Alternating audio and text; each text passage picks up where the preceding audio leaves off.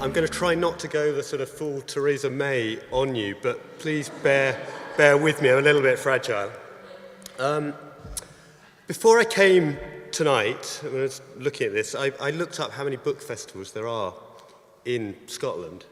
No one quite seems to know, to be fair, because they kind of keep growing at such a rate. But apparently we're up to about 50 now. And I've got 12 minutes, apparently, to talk, which gives me 14 seconds per festival.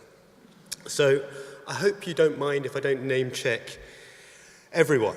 On a more general level, what I wanted to do was to start by saying how proud I am to be part of that very vibrant community of book festivals that we have here, and to be given the chance to fly the flag for it tonight. And what I want to do is give a little bit of a summary of this year, some of the things that have happened, but also then to sort of just set out one idea about how we talk and how we think about book festivals.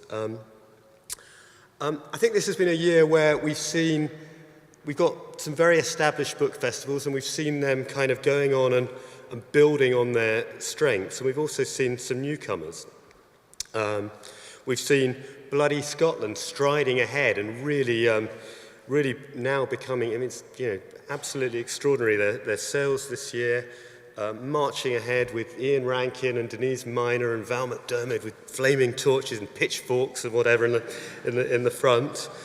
We've seen I Write continuing to move itself out of the Mitchell Library and take over Glasgow, going out all over, taking other venues. We've seen some remarkable collaborations between writers and performers at Edinburgh. And it's been quite interesting, this thing that's going on in several book festivals at the moment, where book festivals are now, they're producers of content. They're not just repackaging, they're actually changing the way we relate to these works. So in Aberdeen, we've seen Granite Noir, New Crime Festival, which has immediately found an audience. In Dumfries, we've got Big Dog, a new children's book festival for Dumfries, which is one of ours. Book Week Scotland, as the Minister said, has gone into the virtual realm this year. We could go on and on and on. And then there are the kind of big name events. There's the Richard Ford, Judy Murray, Elif Shafak, Jacqueline Wilson. Lots of great evenings and great events out there. And what's very clear to me, looking over the whole panorama of our 50 or so book festivals, is that they still remain places of discussion and cultural exchange. And they are, in some cases, literally the big tents in which we can all talk civilly to one another and to strangers. And I think we should be very proud of that.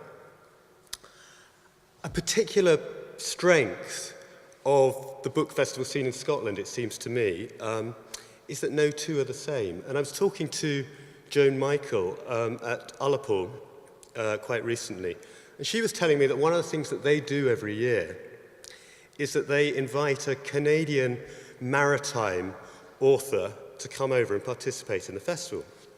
And the reason for this is because Lochbroom was the place where initially the first people who went and emigrated to Nova Scotia left from Lochbroom. So it's a kind of remembrance of that. And that seemed to me emblematic of a lot of things that were good about our festival sector. That there's both a great reverence for place and heritage and history as it relates to that audience, that specific audience in that place. But it's also very outward looking. It's inviting people to come from abroad, from a different country and a different culture, and have that exchange. And I think it's a particular quality in Scotland, and it's something we should prize, and it's something that we should look to emulate. So that's some of the great things that have been happening this year, just a taste. And there'll be other stuff down the line.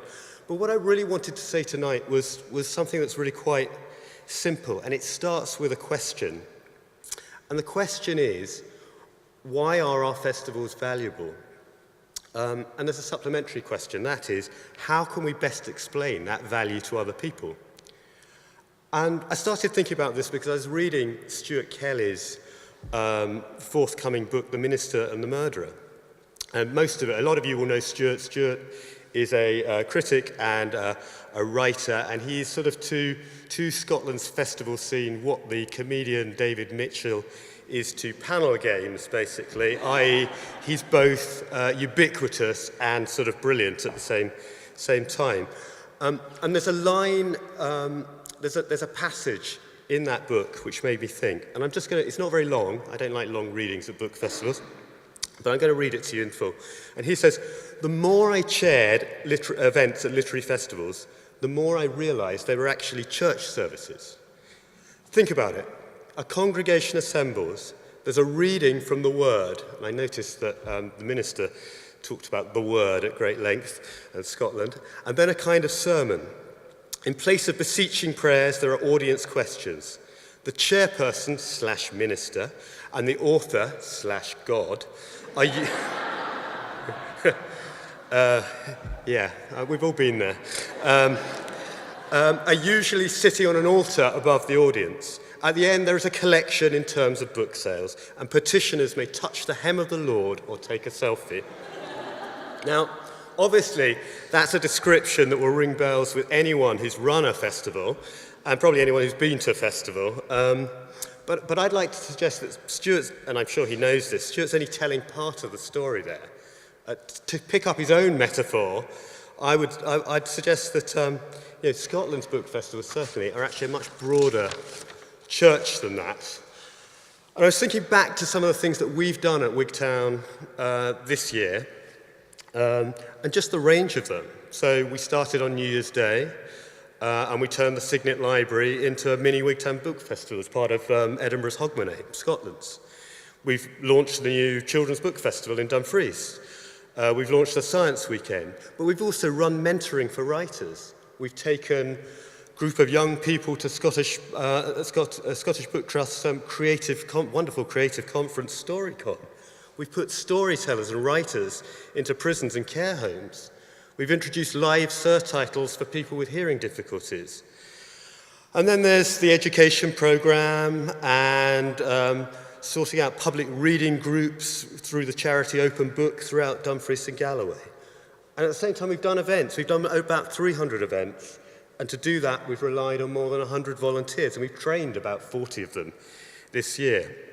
It's a lot of stuff. And I'm always a bit taken aback when people say, what do you do for the other 355 days of the year, which they normally say at some point during the festival when I'm at my most stressed. So to borrow the title of tonight's event, this is it.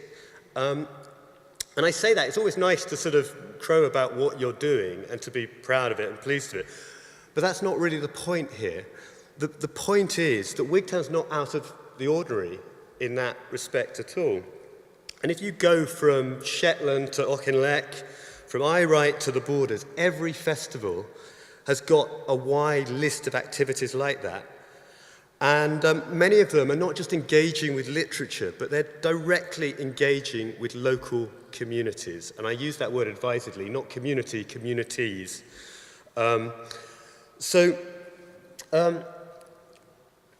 We talk about festivals as events, and obviously we do that. They should be events in every sense of that word. It should feel, if you're doing it right, it should feel like the circus has come to town. But I'd suggest that we also need to think of them as resources. There's so much else going on, and I think we need to think about them as resources without which there are activities, a lot of activities which make Scotland a fairer, more diverse, and above all, a more interesting place that simply couldn't happen. I mean, to take the simplest example, if you look at Edinburgh this year, their education programme is astonishing. 14,000 young people benefit from that education programme. And at the same time, the team in Charlotte Square this year produced 3 satellite festivals: Aberdeen, Irvine, East Kilbride. And I think the days when there probably was a time, a decade ago, 2 decades ago, I don't know, there probably was a time when we thought in terms of outreach And we thought that outreach was that thing, that the sort of box you ticked when you filled in a funding form because you felt you ought to do a couple of events in schools.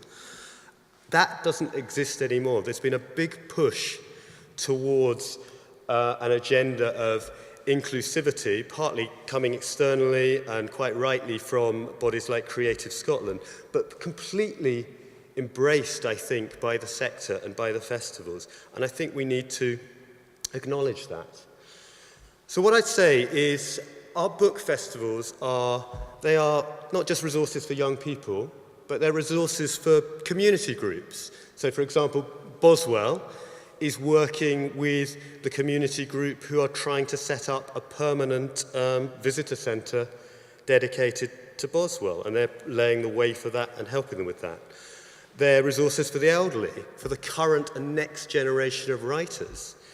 Something like the Young Walter Scott Prize, wonderful institution, brilliantly run by Alan Craig Wilson, supported by the Duke and Duchess of Buccleuch, but it wouldn't exist in the same way if it didn't have the Baillie Gifford Borders Book Festival giving it time and space.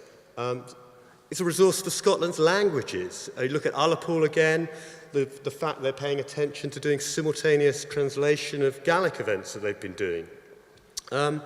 And of course, and I hope this almost goes without saying, it's vital. Festivals are vital for Scotland's tourist industry. 250,000 people in Charlotte Square this year. Think about that across the country as well, and for its publishing sector. Francis talked about Nasty Women. Well, would Nasty Women have been quite so successful if it hadn't had the exposure at Edinburgh, where it became the highest best-selling individual title in the bookshop at Charlotte Square?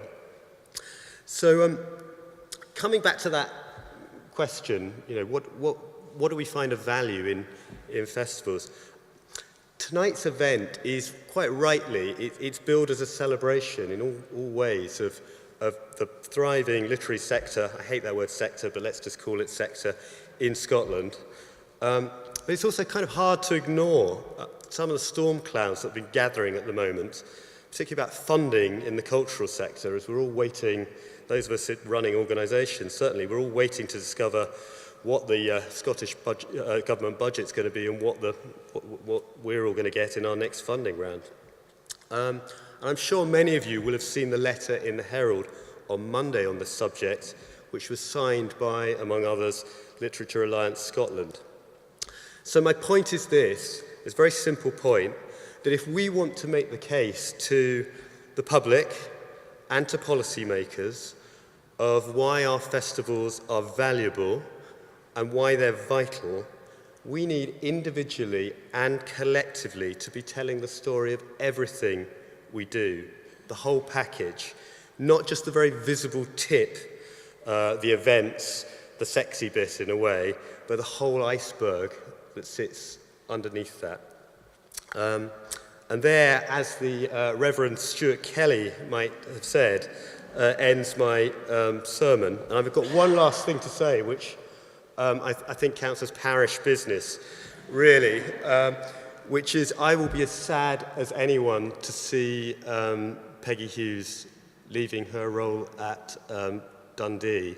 I will probably get to see a little bit more of her than I do at the moment. But I think it's, England, it's one of those cases where this is England's gain, is certainly Scotland's loss, and I'm very happy that she's staying on at LAS for a little while. So thank you very much, everyone.